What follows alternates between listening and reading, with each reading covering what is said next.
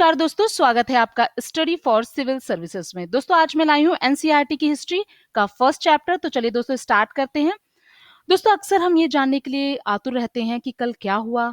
ये जानने के लिए हम टीवी देखते हैं, अखबार पढ़ते हैं, इंटरनेट पर देखते हैं, पर हजारों साल पहले क्या हुआ था ये हम कैसे जानेंगे? कि लोग क्या खाते थे, कैसा रहन सहन था, कहाँ रहते थे, वगैरह वगैरह। तो दोस्तों पहला अध्याय हमारा इसी पे आधारित है।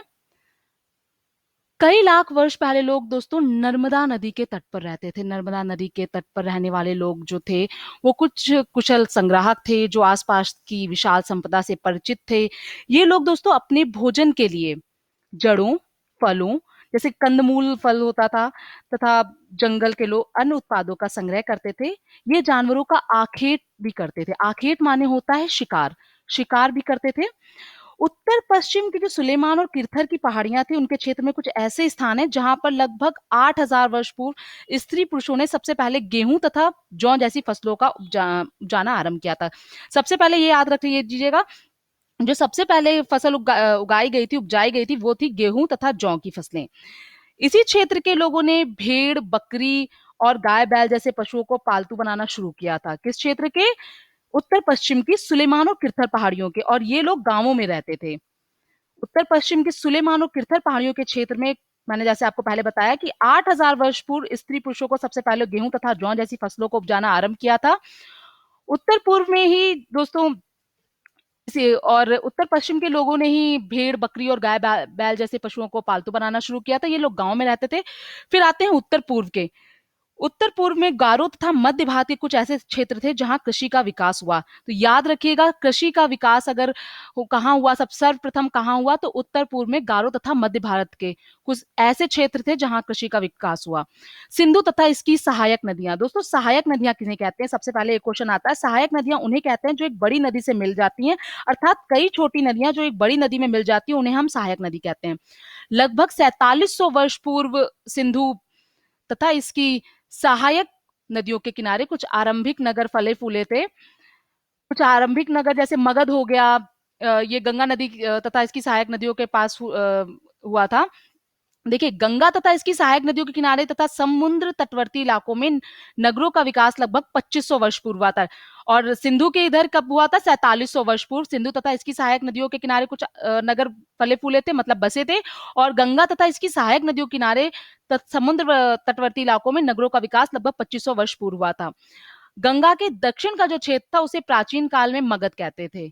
और यहाँ पे जो मगध के शासक थे वो बहुत ही शक्तिशाली थे और उन्हें विशाल राज्य की स्थापना भी की थी। ऐसे अन्य राज्य की स्थापना भी की थी, वो देश के कई हिस्सों में की गई थी, कई हिस्सों में फैले हुए थे। फिर आते हैं दक्षिण एशिया। दोस्तों दक्षिण एशिया में आधुनिक भारत भी आता है, पाकिस्तान, बांग्लादेश, नेपाल, भूटान और श्रीलंका। एक दक्षिण एशिया एक महाद्वीप से छोटा है, लेकिन विशालता तथा बाकी एशिया से समुद्रों, पहाड़ियों तथा पर्वतों से बटे होने के कारण इसे प्रायः उपमहाद्वीप कहा जाता है। इंडिया, मतलब हमारे देश इंडिया, भारत। इंडिया शब्द इंडस से निकला, इसे संस्कृत में सिंधु कहा जाता था। लगभग 2500 वर्ष पूर्व उत्तर पश्चिम की ओर से आने वाले ईरानियों और यूनानियों ने सिंधु सिंधु जो नदी थी उसको हिंदोस अथवा इंदोस, और हिंदू नदी के पूर्व में स्थित जो भूमि प्रदेश को इंडिया कहा था। और भारत नाम का जो प्रयोग हुआ था वो उत्तर पश्चिम में रहने वाले लोगों के समूह के लिए किया जाता था। तो इंडिया और भारत दोनों के बारे में मैंने आपको बता दिया कि किस जगह क्या प्रयोग किया जाता था। इसका उल्लेख ऋग्वेद में ही मिलेगा आपको दोस्तों। लगभग 3500 वर्ष पुरानी जो ऋग्वेद है उसमें मिलता है। बाद में इसका प्रयोग देश के लिए होने लगा। किसका? भारत का। भारत नाम का प्रयोग उत्तर पश्चिम में रहने वाले लोगों के समूह के लिए किया जाता था। और इंडिया जो था वो जो ईरानी और यूनानियों ने सिंधु जो नदी थी उसको हिंदोश अथवा इंदोश नाम दिया हुआ था, और सिंधु नदी के जो पूर्व में स्थित भूमि प्रदेश को इंडिया कहा था। तो इसका भारत नाम का उल्लेख भी मैंने आपको बता दिया। फिर आते हैं पांडुलिपि। पांडुलिपि क्या है दोस्तों? ये पुस्तकें हाथ से लिखी होने के कारण पांडुलिपि कही जाती हैं। अंग्रेजी के शब्द मैन्यूस्क्रिप्ट, अंग्रेजी में पांडुलिपि के लिए प्रयुक्त होने वाला शब्द है ये मैन्यूस्क्रिप्ट। ये शब्द मैन्यू जिसका अर्थ है हाथ से निकला, मतलब हाथ से निकला, ये इससे लिया गया है। लैटिन शब्द है ये शब्द, लैटिन शब्द मैन्यू जिसका अर्थ है हाथ से निकला से लिया गया है। और जो ये लिपियां होती है प्राय ये क्या होती है, ताड़ के जो पत्ते होते हैं उनसे या हिमालय क्षेत्र पर उगने वाले भुर्ज नामक पेड़ की छाल से तैयार भोजपत्र पर लिखी मिलती हैं।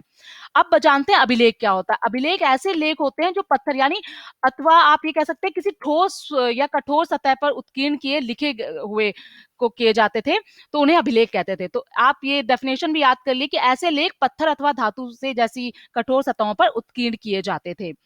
फिर आते हैं पुरातत्वविद। दोस्तों पुरातत्वविद पत्थर और ईंट से बनी इमारतों, अवशेषों का, चित्रों का तथा मूर्तियों का अध्ययन करते हैं। साथ में जैसे सोने के सिक्के कहीं मिलते हैं उनका अध्ययन करते हैं, हड्डियां या लोग कैसे जीवन यापन करते थे, इन सब चीजों का अध्ययन करते हैं। ईसा मसीह के जन्म से पूर्व की जो सभी तिथियां, जैसे तिथियों में आता है ईसा मसीह के जो पूर्व की जो सभी तिथियां हैं वो ईसा के पूर्व से पहले के रूप में मानी जाती हैं। हिंदी में ईसा पूर्व का तात्पर्य है बिफोर क्राइस्ट, ईसा पूर्व, ठीक है। और हिंदी में ईसवी का तात्पर्य है एनो डोमिनी नामक दो लैटिन शब्दों से बना है जिसका तात्पर्य है ईसा मसीह के जन्म के वर्ष। कभी कभी एडी की जगह दोस्तों सी तथा बीसी की जगह बीसीई का प्रयोग होता है, उसके बारे में भी हम आपको बता देते हैं। देखिए जो सी है उस अक्षरों का प्रयोग कॉमन एरा तथा बीसी का बिफोर कॉमन एरा के लिए होता है, ठीक है। इन शब्दों का प्रयोग इसलिए करते हैं क्योंकि विश्व में अधिकांश देशों में अब इस कैलेंडर का प्रयोग सामान्य हो गया है। भारत में तिथियों के इस रूप का प्रयोग लगभग 200 वर्ष पूर्व प्रारंभ हुआ था। दोस्तों बीपी अक्षरों का तात्पर्य होता है बिफोर प्रेजेंट, वर्तमान से पहले। तो ये कुछ बातें थी जो हम आपको बता रहे थे, बहुत ही महत्वपूर्ण बातें थी। अब जानते हैं महत्वपूर्ण तिथियों के बारे में। कृषि का आरंभ दोस्तों 8000 वर्ष पूर्व हुआ था। सिंधु सभ्यता के प्रथम नगर 4700 वर्ष पूर्व, ये मैंने आपको पहले बताया, दोबारा बता रही हूँ। गंगा घाटी के नगर मगध का बड़ा राज्य 2500 वर्ष पूर्व और वर्तमान लगभग 2000 वर्ष पूर्व। तो ये महत्वपूर्ण तिथियां थी, इनको भी जरा आप ध्यान दे लीजिएगा। अगर आपको ये वीडियो अच्छा लगता है दोस्तों तो इसी तरीके से एनसीईआरटी के और वीडियो हम लाएंगे आपके लिए। इसमें अगर अपनी राय दीजिएगा। अगर ये वीडियो पसंद आता है तो दूसरा वीडियो लाएंगे, एनसीईआरटी की हिंदी में समरी में आपके लिए लाऊंगी। Okay, bye bye.